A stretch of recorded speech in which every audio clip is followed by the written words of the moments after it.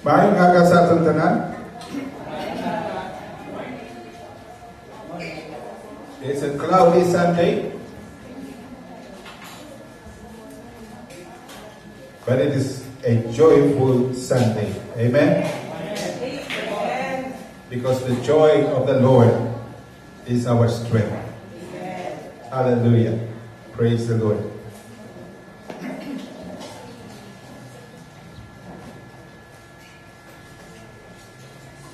Ano pa nagmalak?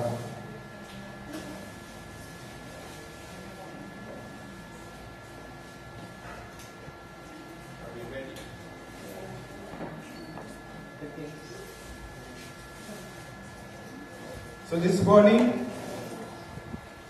we're going to talk about the things Jesus is concerned about. Ang mga butang nga ginakabalak-an sa aton Ginoong Jesus.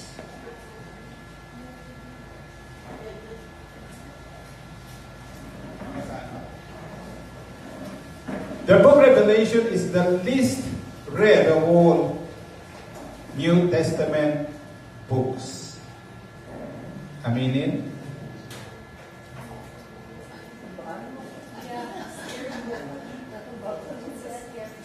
The book Revelation is the least read of all New Testament books. Hapos lang magbasa sa Gospels, okay lang magbasa sa Epistles, pero pag-abot gani sa Revelation, balik tayo sa Gospel. Ginalikawan gid sa kadam-an. Ano ay hanang rason?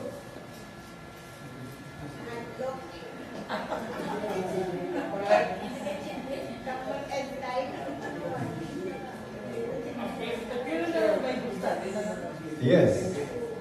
It is the most difficult book to understand, as they say. Siling nila. Siling sa kadam-an. Kapudlay intindiyon, Pastor, ang Book of Revelation. Nga nakita natin sa Book of Revelation, na kapudlay intindiyon. The use of imagery, which is common in apocalyptic literature of Jewish writers. Why? Nabudlayan na maghangop sa Book of Revelation, pero wala kita maghadlok magbasa sa Ezekiel. Nga kung basahon ang Ezekiel, daw mas mabudlay pagit. Bangon ang pag-describe sa Diyos ni Ezekiel is beyond our comprehension. Isipan mo may mga rida na nagatiyog. Ang rida may mga mata. That's the book of Ezekiel. Using apocalyptic literature. Because the Jewish writers commonly use imagery. Puro na siya images. But all of these images are not to be taken literally. Because they are images. That is why sa class ko sa Noon, nag-astoryanay kami. And we came to the point of talking about Satan and his origin.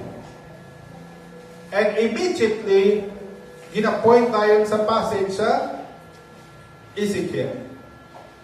Talking about the king of Tyre. Di ko basahan yung pala mayo. Ang ginasulat sa author. Natawa pala kung ang ginadescribe in Mandarin si Satan kung ang king of Tyre.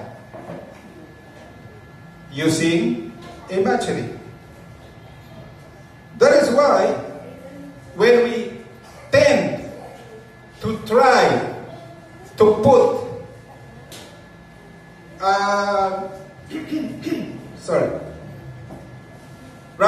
when we try to interpret all these symbols and trying to find their meaning in this modern world, then we get confused. We get confused. But looking at its content as a whole, what do we see in this book of Revelation? Number one that we see in this book is that Jesus Christ, the risen Lord, reigns. That is what it's all about. Jesus reigns. He is the risen Lord in chapter 1, and He is reigning throughout the book. Siya ang nagalingkod sa trono nga nagadumala sa tanan. Secondly, He is concerned of the state of every single believer, which is the church. Ginakabalak-an gid ni Lord, ikaw kadako. Inasmuch ka ginakabalak-an niya ang mga tumulo in the first century church. That is why we have this book of Revelation. What else do we see? There is a continuing battle between Jesus and the forces of evil. It is not your battle, church. It is not my battle. It is the battle of the Lord. Because Satan is trying to destroy everything that God has put in place. God put the church on earth. Satan is trying to destroy it. So it is not your battle. It's the battle of the Lord. That is how we should look at the book of Revelation. Ang Diyos niya ang nagapikik-away. Therefore, we depend on the Lord Jesus Christ. When we do it on our own strength, we will fail. Amen. We will fail. Amen. Jesus Christ will eventually win the war. Because many armies can win battles. But at the end of the day, who wins the war? Ang battles, amo na yan, nagatubangay tao kang tao. Pero pag sinikita nga you won the war, that means sino man eventually ang paidalog sa kay sino. And we can read clearly that at the end of the day, Jesus wins the war. Revelation chapter 19, He is coming with all the saints and destroying the works of evil. There is a coming new heaven and a new earth, and it will be our abode for eternity. Amo na yung promisa ni Lord. Amo na yung promisa ni Lord sa tagsa katumulo. Sa tagsa katumulo sa tunga panahon nga nag-struggle sa forces of evil. Sa tagsa katumulo subong nga nag-struggle sa forces of evil. Kag sa tagsa katumulo sa palapot. There is a coming new heaven and a new earth. And lastly, it is written to encourage the church to be steadfast and endure till the end. Time and again, from chapter 6 to chapter 18, makita natin ang struggles with the forces of evil, trying to destroy the church, trying to destroy the faith of the believers. And the book tells us those who endure to the end will be saved. That is the book of Revelation. Nagdaw pa ka mong basa? Look at the big picture. Hindi paglantawa ang detalye. Kay mahilig kita sa detalye. Ano ang butsing anong sa white horse? Ano ang butsing anong sa pale horse? Ano ang butsing anong sa black horse? Ano ang butsing anong sa 666? Nga kung padala ka sa langit mo, balaan ko sinong 666, ha? Maluwas ka kung balaan ko na nung pale horse? No. It is your steadfastness in the Lord Jesus Christ that saves you. Palakpakan natin si Lord. That is the very purpose of the book. To encourage every believer. And out of His concern for the church, in that book, there are 7 letters. Bago describe ang battle between good and evil, between Satan and Jesus, in the second two chapters, 2 and 3, we see 7 letters sent to 7 churches. And this morning, we will talk about one of those letters, the one that was sent to the Laodicean church. Anong content sini? Let us all read, to the angel of the church in Laodicea, where there are words of the Amen, the faithful and true witness, the ruler of God's creation. I know your deeds, that you are neither cold nor hot. I wish you were either one or the other. So because you are lukewarm, neither hot or cold, I am about to spit you out of my mouth. You say, I am rich, I have acquired wealth, and do not need a thing, but you do not realize that you are wretched, pitiful, poor, blind, and naked. What a description. I counsel you to buy from me gold refined in the fire, so you can become rich, and white clothes to wear, so you can cover your shameful nakedness, and salve to put on your eyes, so you can see. Those whom I love, I rebuke and discipline, so be earnest and repent. Here I am, I stand at the door and knock. If anyone hears my voice and opens the door, I will come in and eat with that person, and they with me. To the one who is victorious, I will give the right to sit with me on my throne, just as I was victorious and sat down with my Father on his throne. Whoever has ears, let them hear what the Spirit says to the churches. Let us pray. Father God, speak as we listen. I am your mouthpiece, Lord.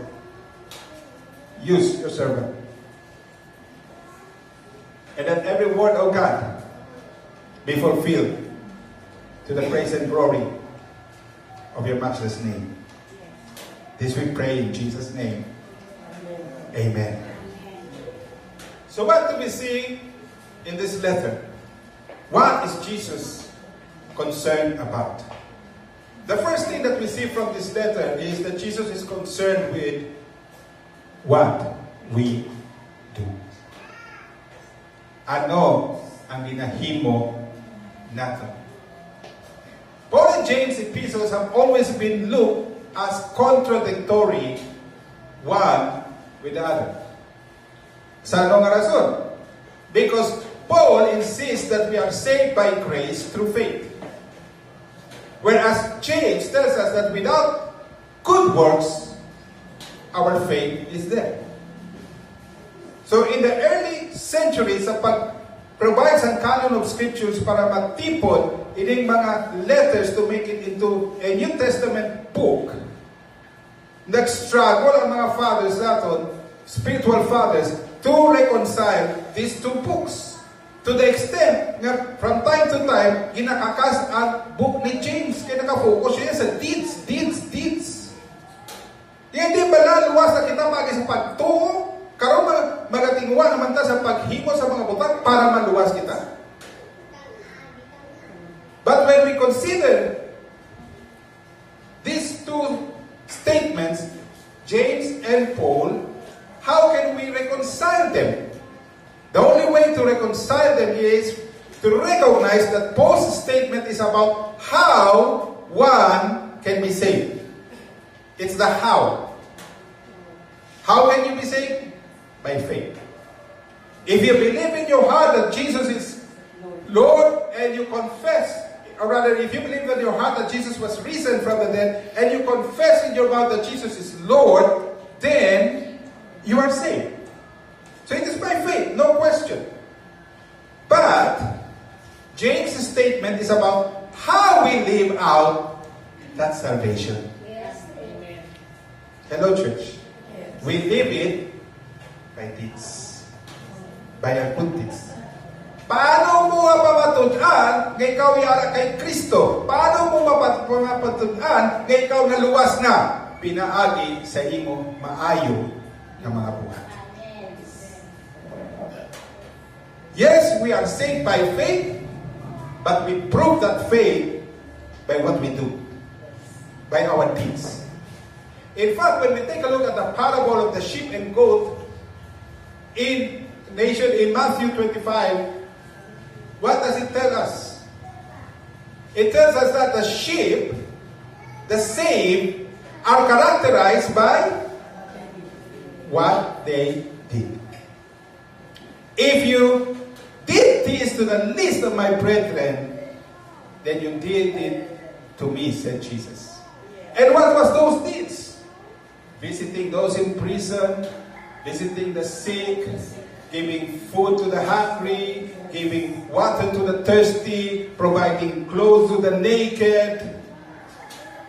Deeds, church. Those who were saved were characterized by, not by their faith, but what they did because of their faith. Whereas the goat, the unsaved, were characterized by what they did not do. So it is clear, church, that Jesus is concerned with what we do. What did we read? It says, I know your deeds. Gid ni Jesus ang attention sa ila mga ginabuhat. Ano na naman sila ginabuhat? Sila nga, you are neither hot or cold. I wish you were either one or the other. I know your deeds. In fact, that statement, I know your deeds, is repeated in 5 of the 7 letters. And all of those letters are negative. Ang outcome. I know your deeds. I know your deeds. What about the deeds of the church? Jesus said, they were neither cold or hot. So po niya ba, I wish you were one or the other. Ang common nga understanding sinikang interpretation sa kadamaan nagasiling nga ang tagipusoon nga lagbaag. Hindi siya cold, hindi siya dapat, ang tagipusoon dapat nagaindakal permi. But you see, church, let us go back to that statement, I wish you were cold or hot. Buti nung wala sa middle ground. Dapat nagabapugnaw ikaw o kung dapat indakal ikaw sa kainit. Sa ano nga rason? Because he is talking about drinks. Remember, he said, if you are not one or the other, and you are lukewarm, I will spit you out of my mouth. Sino sa inyo may hindi mag-inom sa kape nga alang-alang sa init, alang-alang sa bugnaw?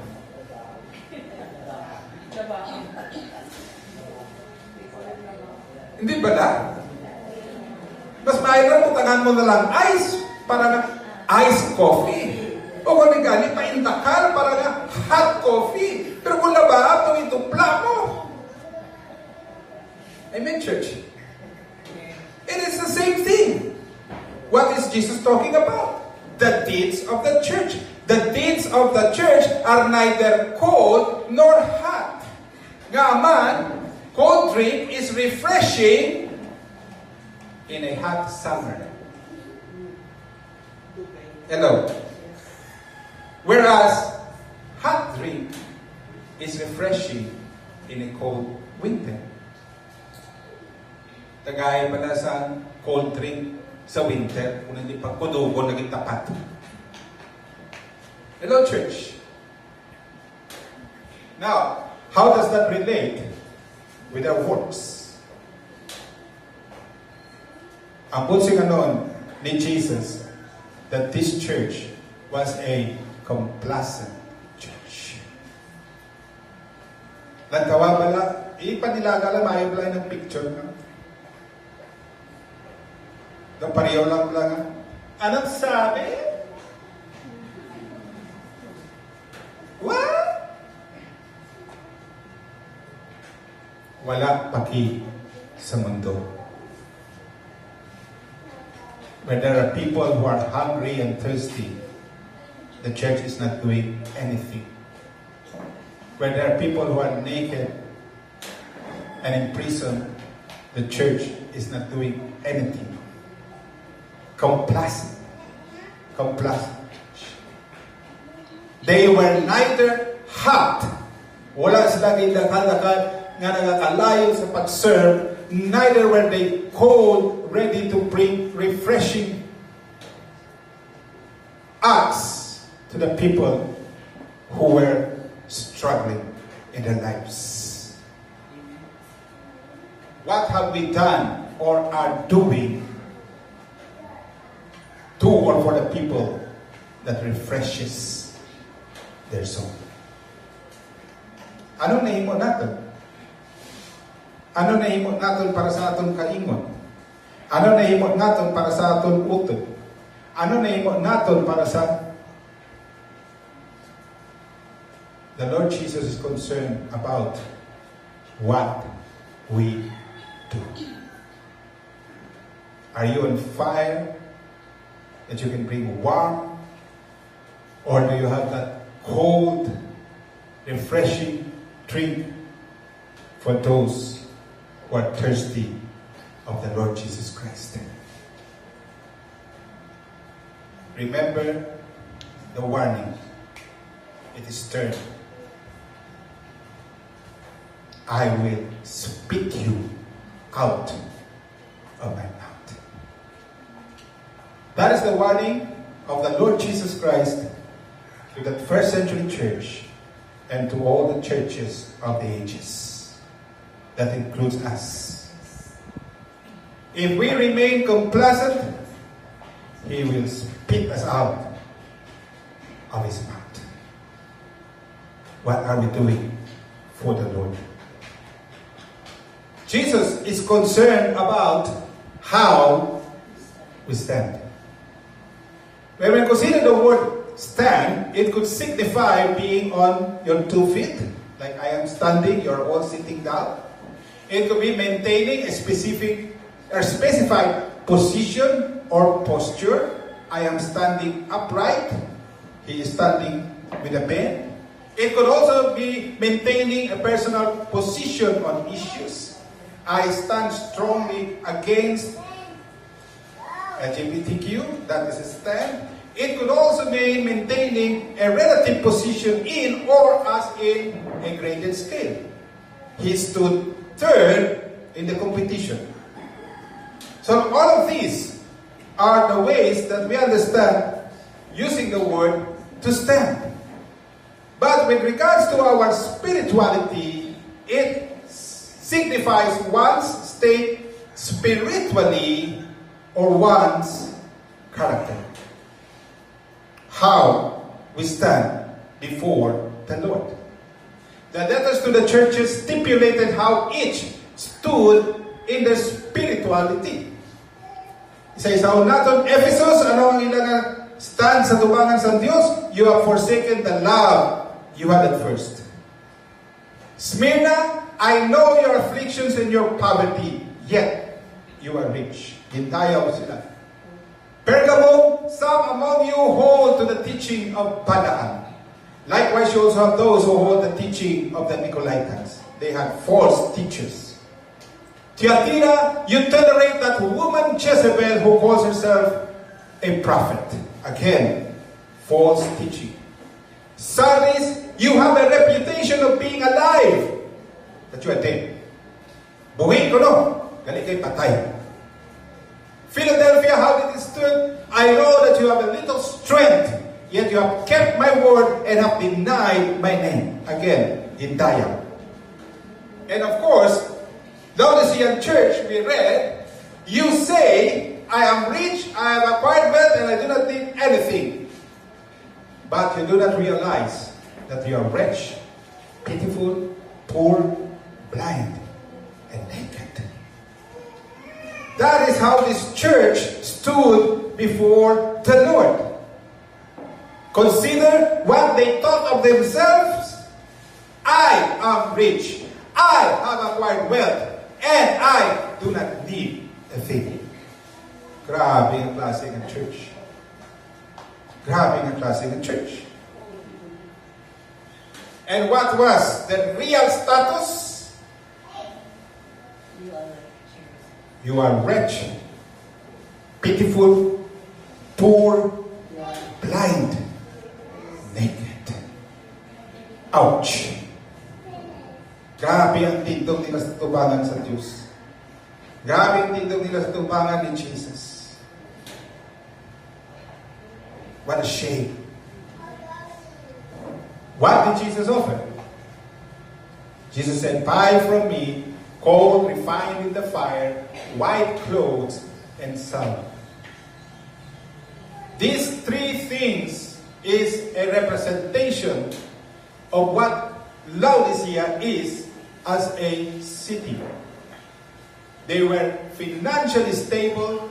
Their means of livelihood was through clothing, and they were famous for their salve that was medicinal to the people. Pero ano siling ni Jesus? Dire ka mo sa ako niya bakal. Oh. Why? Because all these things are temporary, church. All these things are temporary, church. Whether we will soon be gone, or we will each one of us pass away to the next life, this will all be left behind. Everything, church. Everything. And when we go back to Isaiah, what does the Lord says? Buy from me that which costs nothing. Hello, church. When Jesus said, buy from me, it does not mean that they had to spend a single cent. Why? Because Jesus has already paid it all on the cross. Hallelujah. Let's give God a big clap offering this morning. Jesus paid it all on the cross. Your righteousness, your wealth, not physical, but glorified wealth, and your spiritual understanding, the opening of your eyes to spiritual things. All of this has already been paid in full. What is the implication? Here was a church that was self-conceited. Pride had set in. Wala ta kay balo kung may aras ka sa building ng kaangay sini, which I doubt because they usually were gathering in house churches. But the point is that this was a church that was very rich. They had everything. And because of that, they became conceited. Pride had set into their hearts. Let us never forget, church, pride goes before destruction and Holy Spirit before a fall. Bantayan tagid ni in 5-letter words sa atong kabuhi. Be careful to say, I did this. I accomplished this.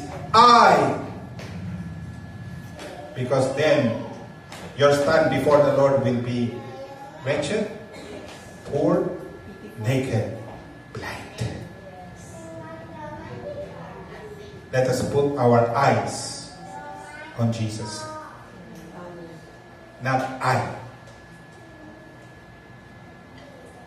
Secondly, Peter says, God opposes the proud, but shows favor to the humble. Humble yourself, therefore, under God's mighty hand, that He may lift you up in due time. Amen.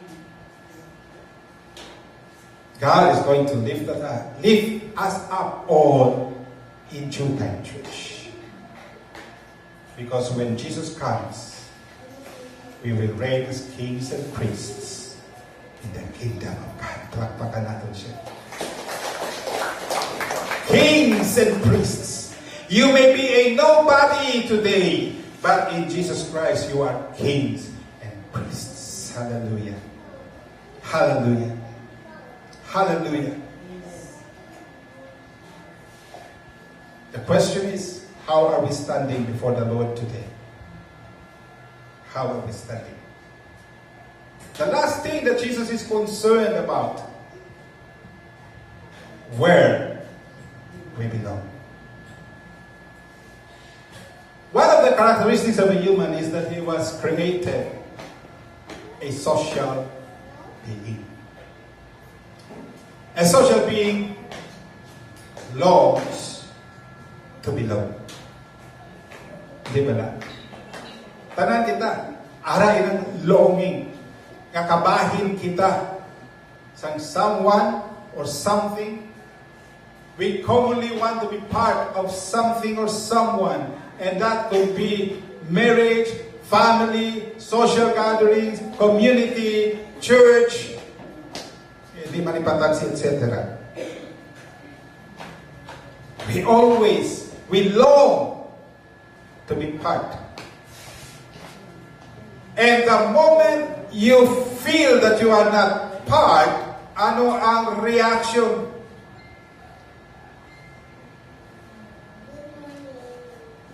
Gapanago sa yasya. Gapanago sa kalibutan. Why?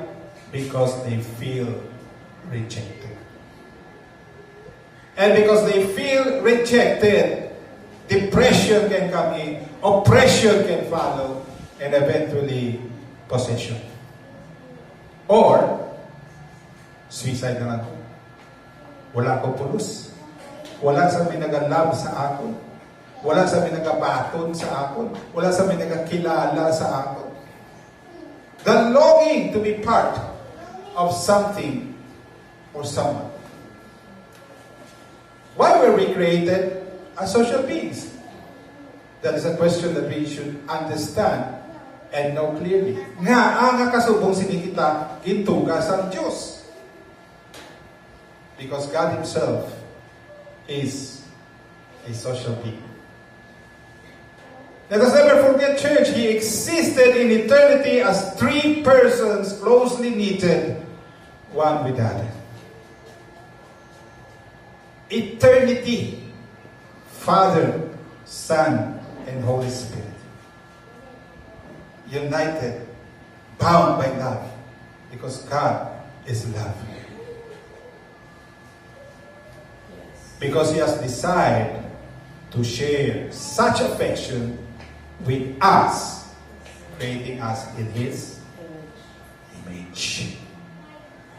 Amo ginaya ang handog sa atong Diyos nga ikaw kag ako will spend eternity with Him. Amo na kung nga mabasahan natin sa katapusan sa book of Revelation, when the new heavens and the new earth come down, the bride, which is the church, which is you and I, and we come down into this new heaven and the new earth. What is the next thing that the Bible tells us? And God dwelt among us. Hallelujah. For eternity, church, we will have this beautiful communion, this beautiful fellowship, this beautiful relationship with the God who created you and me. Kaya mo ginanyahan to. Amo ang rason kung nga nagatubang si Jesus sa cross. It's the very reason. Because Jesus is fighting for you and for me that we may belong in the kingdom of God for eternity. Palakpakan natin ang ating Diyos. That is His desire. That is why He created us. Where did the Laodicean church belong? Ano sabi ni Jesus? Those whom I love, I rebuke and discipline. So be earnest and repent. Here I am. I stand at the door and knock. If anyone hears my voice and opens the door, I will come in and eat with that person, and they with me.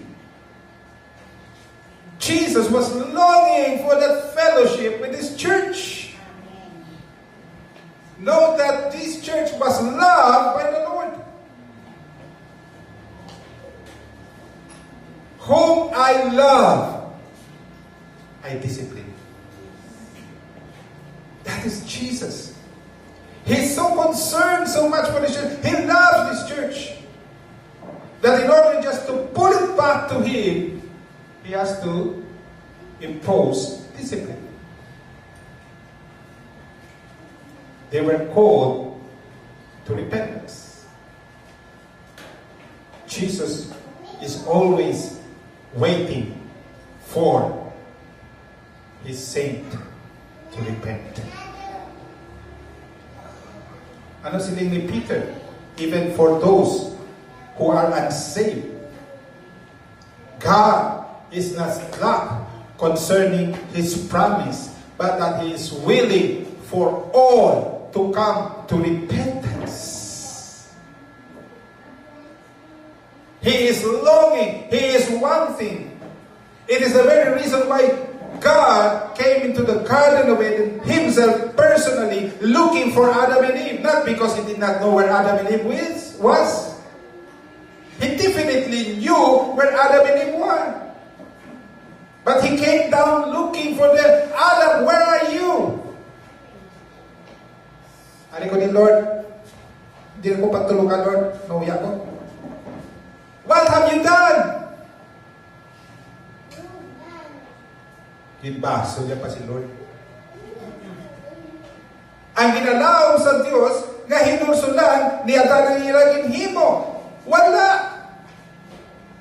Instead, they started to blame one another. There was no repentance in the Garden of Eden. So therefore, that relationship was totally severed. God drove them out of the garden. God drove them out of his very presence. And from then on, God has been longing. Come, come, come. If you have done wrong, repent. But come.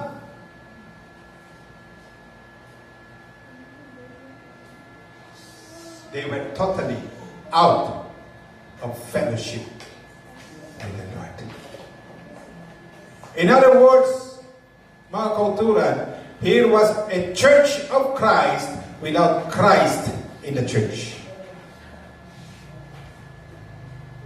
I stand in the door and knock. Hindi pala? Sagwaya si Lord. Gatindong sila, kung mga Kristiyano sila. Ginakilala nila si Kristo na ilaban ng luwas. Pero si Kristo, ito sagwa. Kapanuktok. Please, do not use this verse for evangelism. This is not a verse for evangelism. Because this is a verse addressed to believers. Believers who have fallen out of their fellowship with Jesus Christ. And he is here standing and knocking. Open that door. I want to eat with you. I want you to eat with me. I want us to have fellowship. This is a verse for the church, not for unbelievers. If you want to evangelize the unbelievers, use Romans chapter 10. If you confess with your mouth that Jesus is Lord and you believe in your heart that he has been risen, you will be saved. A church of Christ without Christ in the church. Nagadayaw sila, yes. Nagapamanandong sila sa pulong, yes. But there was no Christ in it.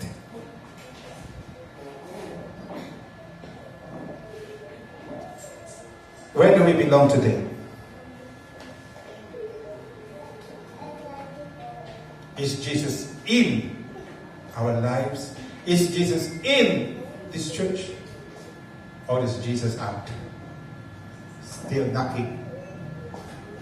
Open your hearts to me. Open your hearts to me. I want to dine with you. Can you hear him, church? I want to dine with you. I want to dine with you. The world is getting worse each day. It's just getting worse, church. The judgment is imminent. Revelation 19 says, He is coming down. He is coming down with His army to judge the whole earth. Judgment is imminent because Jesus is coming. And Jesus said He will come for a church, not on a beautiful building. He is not coming for a church that is full of programs and activities. He is not coming for a church that is present every Sunday. He is coming for a church that is without spot and wrinkle.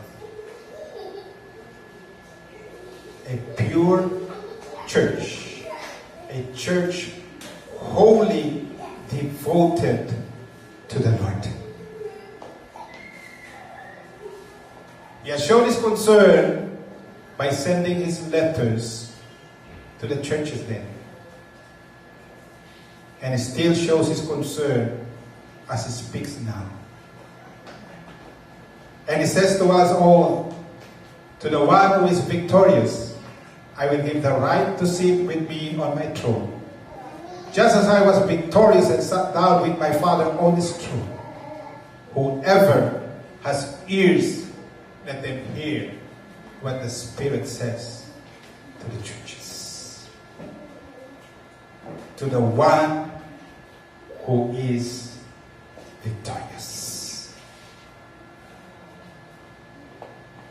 Are we a victorious church? Let us all stand.